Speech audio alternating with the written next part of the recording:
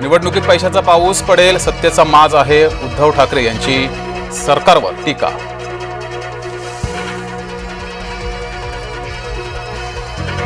कुंभमेळ्याला नाही, झाडं तोडण्याला विरोध, उद्धव ठाकरे यांचं नाशिकमधील झाडं तोडण्याला विरोध.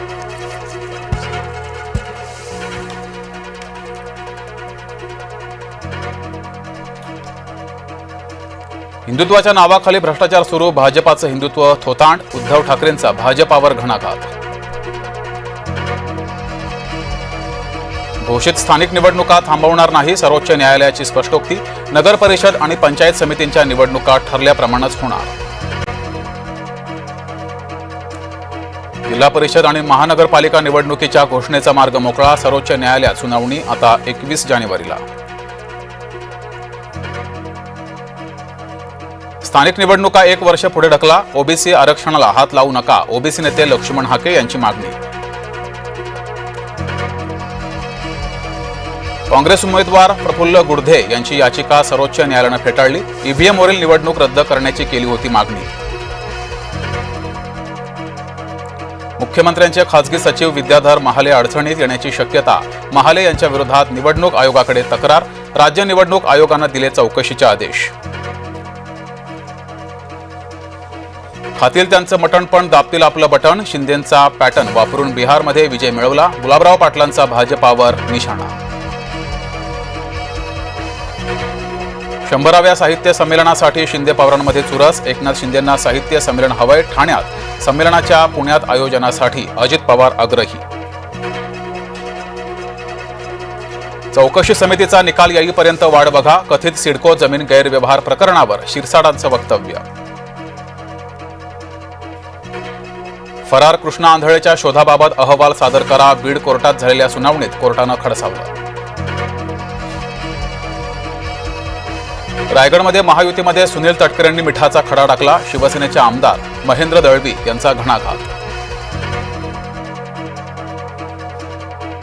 निलेश राणेंचा संताप, माझ्या स्टिंगबाबत अजून कारवाई का नाही, निलेश राणे यांचा सवाल. गुंड गजानन मारणेला जामीन मंजूर, मारणेला विशेष मोक्का न्यायालयाचा दिलासा, मुरलीधर मोहोळांच्या निकटवर्तीयाला मारहाण केल्याचं प्रकरण. जिम ट्रेनरकडून घातक इंजेक्शनची विक्री, कोल्हापुरात मेफेटेरामाइनच्या विक्रीनं खळबळ, जिम ट्रेनरकडून 40 बाटल्या जप्त. कोल्हापुरात खासगी लॅब एजंटमार्फत रुग्णांची आर्थिक लूट, रुग्णालयात मोफत सेवा असतानाही रुग्णांची फसवणूक, संभाजी ब्रिगेडच्या पदाधिकाऱ्यांकडून एजंटगिरीचा पर्दाफाश. येवला कृषी उत्पन्न बाजार समितीमध्ये कांद्याचे भाव कोसळले, देशांतर्गत बाजारात कांद्याला 2 ते 8 रुपये किलो भाव. कांजूरमार्ग डम्पिंग ग्राउंडमध्ये भीषण आग, अग्निशमन दल घटनास्थळी दाखल, आगीवर नियंत्रण मिळवण्याचे प्रयत्न सुरू. ज्वालामुखीच्या राखेचं कारण देऊ नका, हवेचा दर्जा सुधारण्यासाठी काय करताय ते सांगा, मुंबईतल्या प्रदूषणावर सरकारवर न्यायालय कडाडले. मुंबईतील बेकऱ्यांच्या हरित इंधन वापराकडे दुर्लक्ष, स्वच्छ आणि हरित इंधन वापरापासून 246 बेकऱ्या दूरच.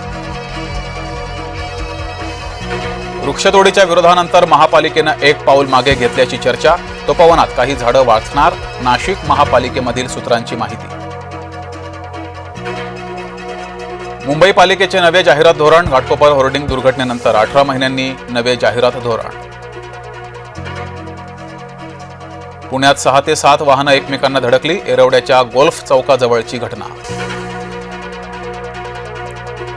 दिशा सालियनची हत्या की आत्महत्या, दिशा सालियन प्रकरणाचा तपास किती दिवस करणार, उच्च न्यायालयाचा मुंबई पोलिसांना सवाल. इम्रान खान जिवंत आहे का, खान कुटुंबांचा टाहो, पाक सरकारचं मौन मात्र संशयास्पद. मुंबईमध्ये थंडी लवकरच परतणार, उत्तरेत गेल्या 48 तासांपासून घसरलाय पारा, शनिवारपासून महामुंबईतही जाणवणार थंडी.